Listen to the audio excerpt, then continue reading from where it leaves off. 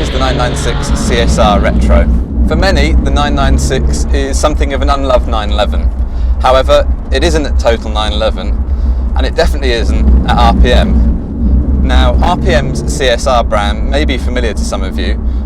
It started on the Boxster and the 997 generation 911. However, it's now moved on to the first water-cooled car. RPM's CSR formula really is the 911 synthesized to its very best. The CSR program came about initially because before the 997 GTS, there wasn't a basic but enthralling 911 available. So RPM did what anyone in the best Porsche traditions would do and built their dream car. And the 996 is an even more affordable version. Including the base car, the whole package can be built for about £35,000, though the Retro costs a little bit more thanks to these fantastic Pasha seats, which add a really sort of cool retro vibe. This isn't necessarily a car just for looking at, this is a car for really grabbing by the scruff of the neck and driving. And when you do that, it really comes alive like no other tuned 911, and probably like not many other real factory-built 911s either. The sound is glorious thanks to the RPM's own CSR exhaust, which is switchable via a button here on the centre console.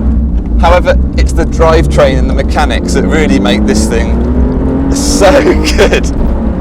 There's a limited slip diff which aids with traction and really helps the thing get out the corners like a sort of a GT3. There's special suspension which has been stiffened and lowered, giving this a sort of, again, a GT3 stance. However, it doesn't ride as harshly as those cars from Weissach. It really rides more like a GTS, which is fantastic because it allows you to really enjoy the roads that we've got to offer here in Britain. There's also an IBAC hollow roll bar kit, and that means this thing just loves finding a corner and getting its nose into it. Suspension wise, it does like to find the bumps and ride the cambers, but that's what you want, and you feel everything through this fantastic Momos wheel, which has got a good amount of rake on it to put it right up in your arms, give you some good leverage. I can't stress how much fun it is on sort of those B roads that you love to get up on early on a Sunday morning and just blast. With 996 Carrera is retailing for between £15,000 and £20,000 right about now.